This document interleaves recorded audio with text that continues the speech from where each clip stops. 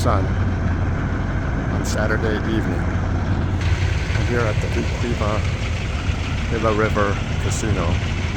This is where they let you park the trucks here. It's Saturday evening and not too many trucks here right now. Sometimes this place gets packed. We'll get some dinner and wind down. I got one last delivery for tomorrow. But the weather's comfortable here, 70-something degrees, and they got a food court in here with some fast food. Probably pick up some Panda Express or something. It's a beautiful day in Phoenix. Can't complain. Pretty awesome, huh? That's right. You know what time it is. It's time for Business Bites. Business Bites. Yeah, for Business Bites this week, I wanted to go over something that I used to say all the time. I used to always say, hire smart people, let them do their job. Don't micromanage. You don't need a list of standard operating procedures. But I think we have to keep that in context, because if your employees are of a higher caliber and your job is requiring somebody that needs to use their brain, and it is a job that you're hiring somebody you can trust, then I think that rule applies. Hire smart people and or smart, dependable, trustworthy people, and then let them do their job. And you don't have to micromanage. You don't have to have a list of standard operating procedures. Now, jobs that are a little bit more on the entry level or beginner tier, like fast food jobs or jobs that require not that much skill. You don't need a college degree for it. You don't need to have a lot of experience for it. And these are basically entry-level jobs, jobs that you can start off your, working career as, I remember when I first started, I worked at a gas station, and when I was a teenager. And these jobs, you do need to have a lot of standard operating procedures. And there are steps that you need to take. One, because you want to make sure they're doing the right job. And two, there could be legal ramifications. If you don't spell it out for some of these people, you're going to run into problems. Some people that you hire for that wage, you never know, they can cause trouble. Or you expect things that aren't spelled out for them and they won't do it. You know what I mean? Just things that you would think it's common sense, but no. I think in this day and age, at that level of employment, you need to dot your I's and cross your T's. And so I say, yeah, hire good people, let them do their work. Don't try to micromanage, don't have a list of standard operating procedures that are unnecessary. But when it comes to certain jobs that are very entry level or that are very cookie cutter, not requiring that much experience, life experience, world experience, whatever. Well, and even if it does require a lot of experience, maybe the talent pool isn't necessarily required to use their experience and brain as much. And they would prefer that you spell it out for them. You tell them exactly what they need to do and they'll do it. But if they have to read between the lines or they have to, they don't want that responsibility. And you don't want to give them that responsibility. Like I said, it could be a legal liability. So anyway, I wanted to go over that. If you're running a business or if you're in management and you're hiring people, depending on which category of people you're hiring, you may need a list of standard operating procedures, or you may need to be a lot more flexible. And sometimes with your managers, you need to be more flexible.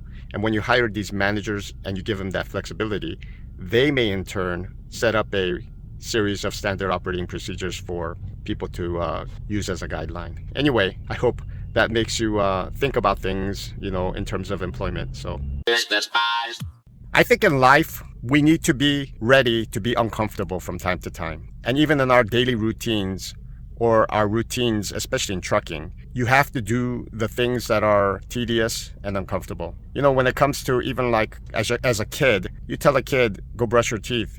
They don't want to brush their teeth. They don't know that brushing their teeth is necessary because there's no immediate impact on them if they don't brush their teeth, and they don't care. And sometimes we're like little kids. We don't see the immediate impact on things and we don't care.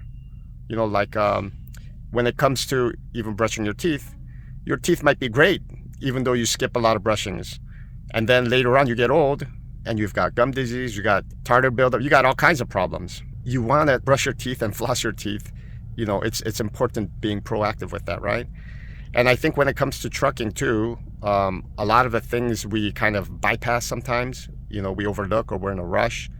We have to make sure we cut out the time to be cautious and to check things out properly, pre-trips and stuff like that, especially the maintenance. If you forget to check your tires and your tires have a rip and you didn't know, and then halfway to your destination, all of a sudden you hear a big bang and you see pieces of tire flying into the air behind you. One, it's annoying for you because now you got a flat and you got to deal with it. Two, it's a road hazard because these tires, depending on how they blow, you got pieces flying everywhere, or it's just a huge roadblock for a smaller vehicle. Let's say you have a missing mud flap in the back and you didn't recognize it, and all of a sudden you get a citation for it. It's not worth it, especially in trucking. You have to take the time out to check things out because later on it could bite you in the butt. Yeah, you might get away with it for a long time, but eventually it'll bite you in the butt. So you got to be careful. And I think just in general in life too, a lot of the things that we're supposed to be doing, we don't do.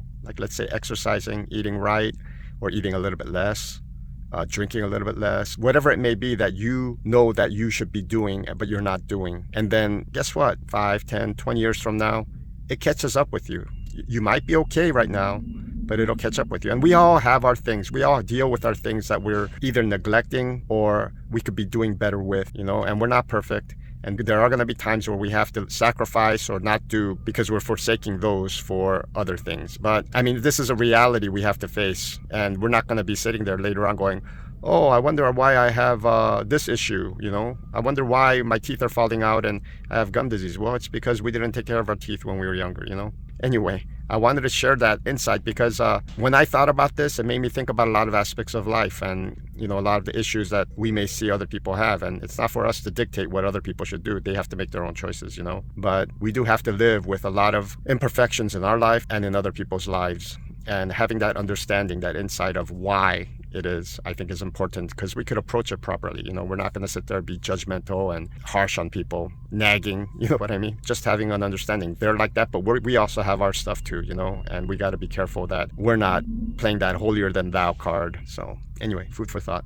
What is going on, my people? Merry Christmas to all of you. It's been an interesting year. I must say that I'm happy with how much work I did this year. They kept me running. They kept me busy. We had some slow times, but for the most part, can't complain. This past week, I did 2360, which isn't bad for my account. Went to Phoenix 3 times, round trip. Actually went to Mesa and then I went to like Wilmington and in Southern California. And so the miles were there. It was 2360 altogether. So it's coming to the close of 2 years.